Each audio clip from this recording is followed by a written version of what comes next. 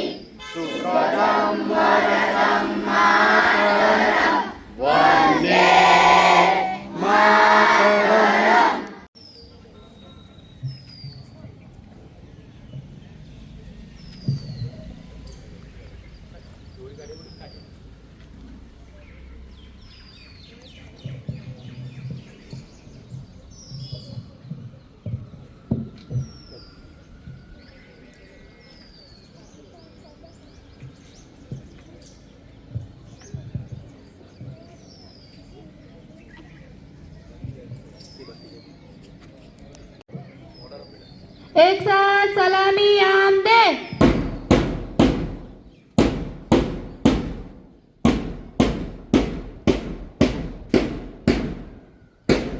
जैसे थे।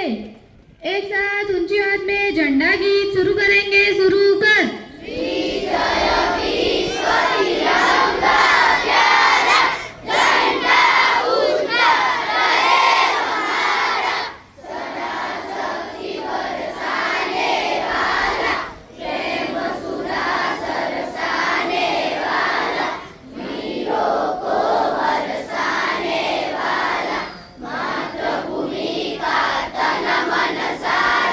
झंडा ऊंचा रहे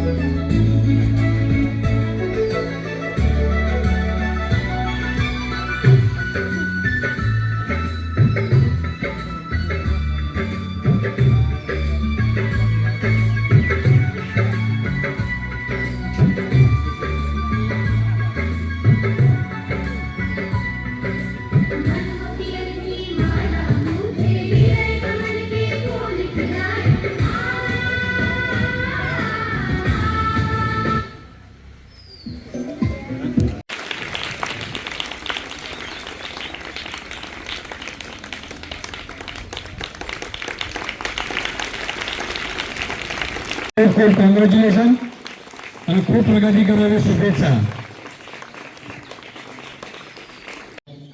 ગામના તલાટી, ક્રમ મંત્રી, તમામ પંચાયત સભ્યો અને આ ગામને અલગ જ દિશા આપનાર, ખૂબ ઉત્સાહથી કામ કરનાર, અવારનવાર શાળાને મદદરૂપ થનાર એવા જે હોસ્પિટલનું સંચાલન કરી રહ્યા છે એવા વિપુલભાઈ પટેલ, શાળાના આચાર્ય, શિક્ષક મિત્રો, ગામમાંથી પધારેલા વાલી ભાઈ બહેનો, જે પણ કંઈ સંસ્કૃતિ છે એને જાળવી રાખવાનો પ્રયત્ન કરીએ અને છેલ્લે ટૂંકમાં સ્વાતંત્ર્ય પર્વની આપ સર્વેને મારા તરફથી ખૂબ ખૂબ શુભકામનાઓ. અસ્તુ.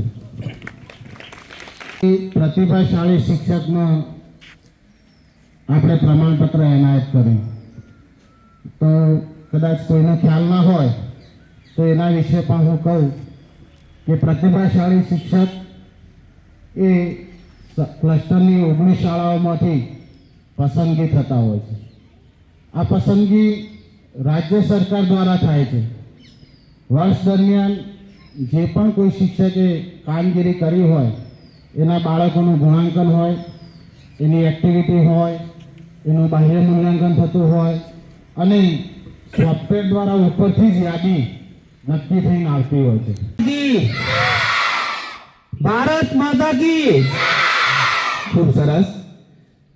આજનો સ્વાતંત્ર્ય દિવસ એટલે બધાને ખબર હોવી જોઈએ કે 80 વર્ષ પહેલા આપણે ગુલામ હતા.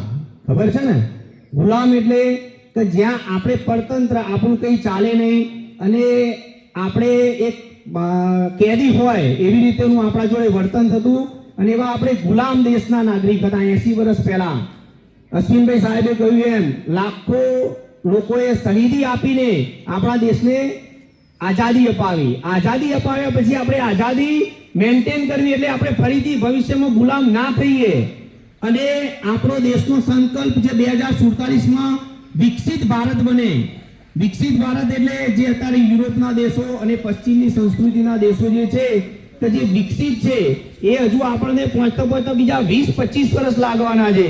તો એ દિશામાં આપણે સૌ પોતાનો ફાળો આપીએ. આપણે રાષ્ટ્ર માટે એકદમ કટિબદ્ધ થઈ જઈએ છીએ. એવા 365 દિવસ આપણે રાષ્ટ્ર માટે કટિબદ્ધ થઈએ અને રાષ્ટ્ર પ્રથમ, રાષ્ટ્રભક્તિની ભાવના અને એક પેટ્રિયોટિઝમ જે કહેવાય આપણામાં હર હંમેશ એવરી ડે સવારે ઉઠીએ તે રાત્રે સૂઈએ ત્યાં સુધી દેશભક્તિની ભાવના હોવી જોઈએ. તો આપણો દેશ અત્યારે આપણને ખબર છે કે જે આપણા દેશનું કોઈ ગણગારતું નહોતું, જે છેલ્લા 10-15 વર્ષમાં આપણે વિશ્વની ચોથી એક મહાસત્તા જેવા બની ગયા છીએ અને વિશ્વનો પ્રથમ નંબર આવે એવો આપણે પ્રયત્ન કરવો જોઈએ. તો એના માટે સર્વે નાગરિકોનું પોતાનું કર્તવ્ય નિભાવવું જોઈએ અને દરેક નાની નાની વસ્તુઓને ધ્યાનમાં રાખીને દેશ પ્રત્યેની ભાવના પ્રબળ બનાવવી જોઈએ. અને એક ખાલી 15મી ઓગસ્ટ નહીં, એવરી ડે દેશ માટે ભાવના હોવી જોઈએ. એવા પ્રયત્ન દરેક નાના બાળકથી મળીને મોટા ગામજનોએ બધાએ કરવા જોઈએ. તો જ આપણો દેશ 2047માં વિકસિત ભારત બનશે. એ સિવાય એકલા ખાલી નરેન્દ્ર મોદી સાહેબ ત્યાંથી કહેશે તો વિકસિત ભારત બનશે નહીં. આપણે સર્વે આપણી પોતાનું કર્તવ્ય સમજીને એ દિશામાં પ્રયત્ન કરવા જોઈએ. અને આજના દિવસે વધારેલા સર્વે મહેમાનશ્રીઓ અને સાહેબે સરસ આયોજન કર્યું છે તે બદલ તેમને ધન્યવાદ. ભારત માતા કી. ગોંડલના રાજા ભગવતસિંહ તમને એક સુંદર ગ્રંથ લખેલો છે. એ ગ્રંથનું નામ છે ભગવત ગોમંડલ શબ્દકોશ. એ શબ્દકોશની અંદર વફાદારી એની વ્યાખ્યા કરેલી છે. એમને પહેલાં આખું જે સાર જોઈએ આપણે એની અંદર શું લખેલું છે? વફાદારી એટલે શું? વફાદારી એટલે દેશપ્રેમ. દેશપ્રેમ જેનો હોય એ દેશ માટે ક્યારેય ખોટું વિચારે નહીં, ખોટું બોલે નહીં, ખોટું કરે નહીં. તો સ્વાતંત્ર્ય દિન નિમિત્તે આપણે શું સંકલ્પ કરવાનો હોય અને સંકલ્પ આજીવન રાખવાનો હોય આપણે કે હું દેશ માટે શું કરું. આપણે શું વિચારે છે? દેશ મને શું આપે? આપણે દેશ માટે દેશને શું આપીએ ને એના માટે પ્રતિબદ્ધ થવાનું છે આપણે બધાએ. અબ્દુલ કલામે એક પુસ્તક લખેલું છે. અબ્દુલ કલામ એટલે ભારતના માનનીય સન્માનનીય રાષ્ટ્રપતિ. પ્રગતિ કરે તો ભારત 2020 સુધીમાં ડેવલપ્ડ કન્ટ્રી બની જાય, વિકસિત દેશ બની જાય. ત્યારે એ પુસ્તકની અંદર 5 મુદ્દા લખેલા હતા. એ મુદ્દાની અંદર ઇન્ફ્રાસ્ટ્રક્ચર, એટલે આ બધું આપણું જે